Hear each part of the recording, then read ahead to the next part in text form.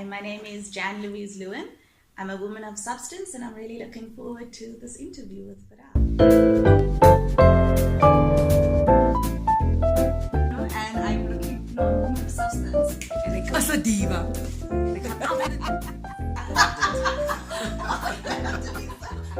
Welcome to Women of Substance with Farah. On the couch we have Jan-Louise Lewin, an African feminist, researcher and teacher. She's an assistant lecturer in the Gender Studies Department at UCT and the co-founder of the poetry group, the Cypher. How are you doing, Jan? I'm good, thank you. How are you doing? How has life been treating you so far? It's been busy, I won't lie. But even in that busyness, and in the crazy of everyday life, I'm enjoying it. Enjoying it? Yes, it presents challenges, and I think that's the part that I really enjoy or take from. Because yesterday I was chatting to someone and they said that the busyness of life actually helps us become more productive as opposed to being stuck to maybe one thing and not necessarily feeling like you have the energy and the time. I don't know, do you feel that way in this busyness or... I think it's one of those things where you try and, or at least I do, I try and identify, what is happening in all of this busyness. I think if you're busy and you could easily get lost in it, but if you're able to identify what exactly, is going on in this busyness, what is, how is it challenging me or how is it contributing to where I want to be, then it's easier to find exactly what your purpose in what you're doing in all of that busyness, and to be able to also make time for quiet time, so that you're not also just, steamrolling ahead in all of that busyness and getting lost in it. Yes. And so you spoke about finding your purpose in it. So what is Jan's purpose? Wow. What do you think it is? That's a loaded question. For me, I think there's a lot of elements, firstly.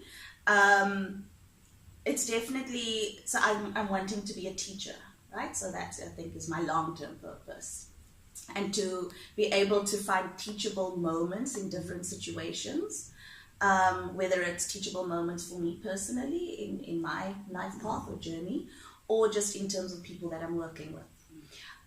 So that's one of my purposes. I think my other purpose is also to connect with people, and once again it's also part of that personal for me. So how do I connect with people on a personal level, but also how do I connect with them for where they at? So what steps did you take into, or how did you get to this point of like, I need to be part of my work, part of my being is teaching, part of my being is also connecting and learning. How does that come to be? I guess when I finished school, that's when I was like, okay, I have an idea of what I want to be. And it didn't work out, and it took me on a totally different path, and it took at least 10 years for that to come, because that's how long it in fact took. But in those 10 years, I was learning life lessons, I traveled and I lived overseas for a year when I was like 20. And that was so invaluable because I had to stand on my own 2 feet. But when I came back, and even a few years later, if I look back on that time, I knew that for that year where it was scary enough, but I did it, I completed that, I was on my own. But and then I knew later on, well, actually, I can move out and live on my own. I can find a way to make ends meet, or, turn over every little penny. But studying as well, I always knew that I wanted to study. That was partly, when I left school, I wasn't able to afford it. And I only started studying at university formally in that sense when I was 27. But it doesn't mean that I wasn't studying all the while, Tell us a little bit about young Jan, so childhood Jan. So, or some of the moments that you can recall that kind of led you to where you are now, if you really think about it. Wow, okay. So I'm going way back now. Young Jan, I think, as a child I was very quiet, very studious. I was always a studious child. I was always reading, playing on my own. I also had older siblings, like much older. And so it was mainly my mom and I. But I think young Jan I had friends at school and that type of thing, but I think at home times, I was this quiet, I was a thinker, and I still am. I think a lot.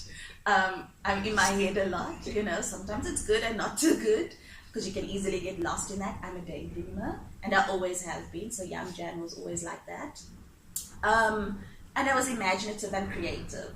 And I think those are the things that I've definitely kept with me. I think teenage Jan was a bit, deeply thinking, like heavy and emo at times.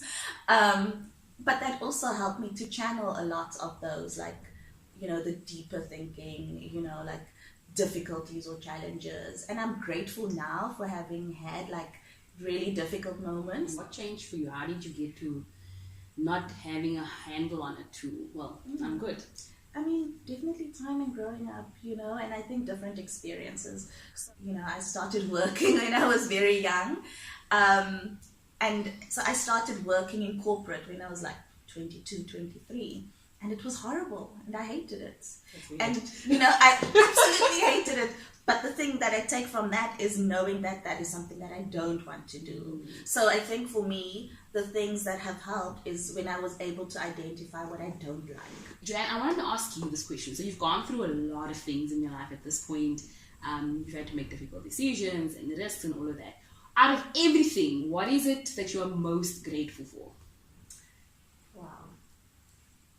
I think at this point where I'm at, it's just to be able to carry on. It's as simple as that. And then tell me a little bit about feminism. So you mentioned that you're in that space. My question to you is, how do you get to learn about that word? Wow. Because I think for a lot of us, that feminism is present in our lives all the time, and it's been there since we've grown up, from our parents, from our spaces, or from ourselves. But we don't necessarily know the language or what it means or whatever the case may be. So how did you get to know and learn about this word, and then when did you decide this is me? No, definitely. So I think feminism is it's a journey of like backwards, So it's like, okay, so now I understand the word in terms of it like theoretically, right? What the books say, what the textbooks say. But if I were to look back, I've seen feminism there in practice all along. I've seen it in everyday life, like you say. So I would say that feminism has always been present in my life. I have a strong mother, a mother that was literally a fighter. So she was a freedom fighter, and I would go along to like rallies and marches, which was crazy to take a 5-year-old kid, to things like that. So I've been exposed to feminist spaces, for the longest time. It just wasn't labeled that. And it still isn't labeled that in many communities, But so I think feminism in its formality, in its formal sense, and that word and the ideology behind it, I was exposed to when I came to university. I've been doing gender studies. So that's where I've come to it in its formal institutional sense. Away from your formal work, what other roles do you play? Let's do about 3 of them. What other roles do you play, and how do they operate in your life, and how did you get to these things? Okay, I don't know if there'll necessarily be 3 because that's a lot. Oh, two fine. No. But I think one of the main roles, and I kind of mentioned it before, is that I work with a group of young poets. So I'm part of an organization called the Cypher. So it's the Cape Youth Poetry Hub for Expression and Rhythm. And what we do is we work with young poets, spoken word poets, performers between the ages of 15 to 21, give or take. And we do weekly workshops with them. So we come together on a Saturday, and we do workshops around, obviously, the craft of poetry, the art of poetry, so writing skills. But a lot of the way that I'm involved is through personal and professional development with the professional development side. So they like practically I do things like your bio, your CV. As an artist as well, a lot of the times artists are exploited most of the time. Yes. So also, if you present yourself in a professional manner, you're able to get better gigs. You have a reputation. So what does it mean to kind of harness, and foster that reputation?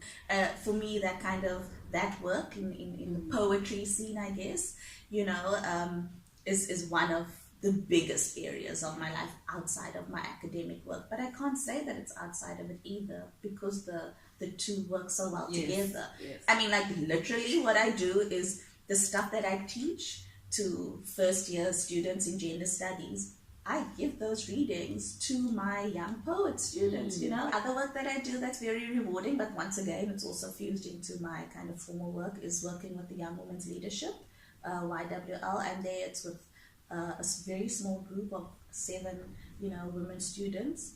And and the reason I say that it's also outside of my formal work is because I go home and I think about YWL all the time, you know, like when I'm off the clock, Yes. Supposedly. Or I think of, okay, so how can Cypher and YWL come together? Or how can these YWL amazing young women, you know, that like one is a filmmaker, for example, how can I get the filmmaker to come together in Cypher with one of the poets? Yeah. What are the roles that you would like to be playing? Wow. So you mentioned you want to be doing something more physically creative. Yeah.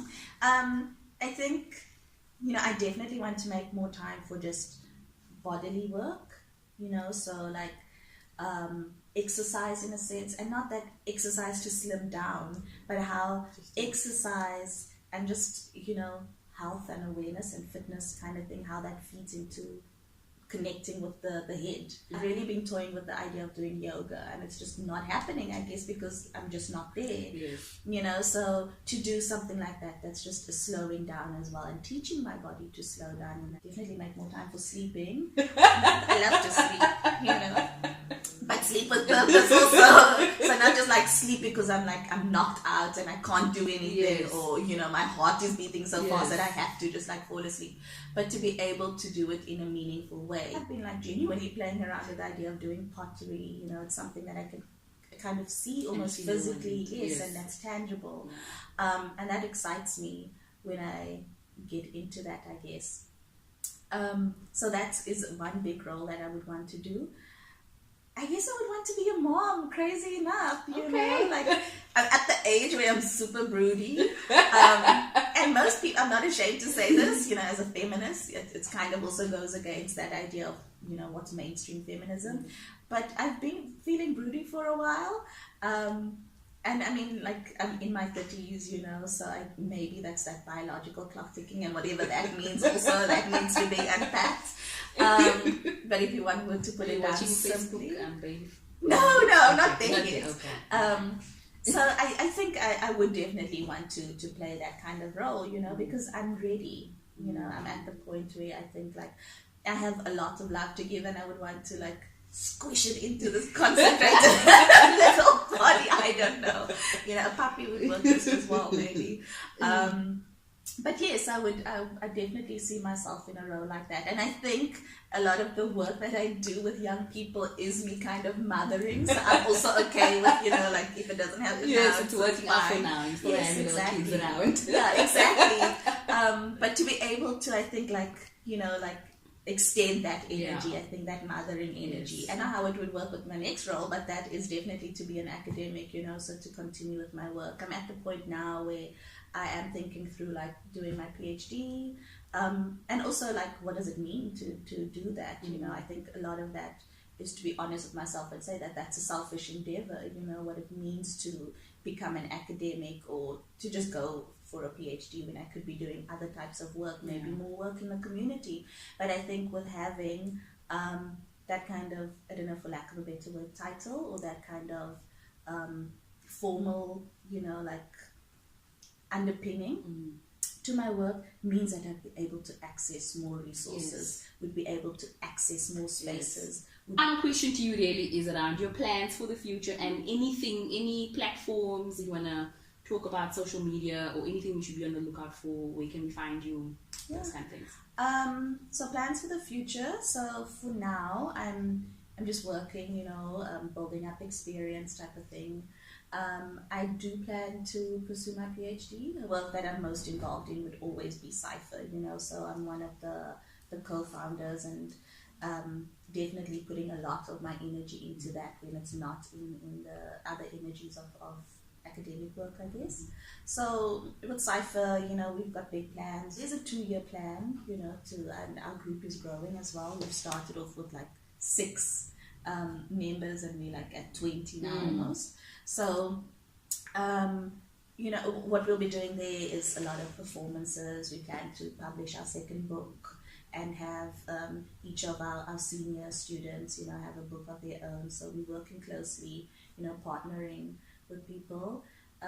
In June, we have a festival, that we'll be part of, the Naked Word Festival, and that can be found on Facebook.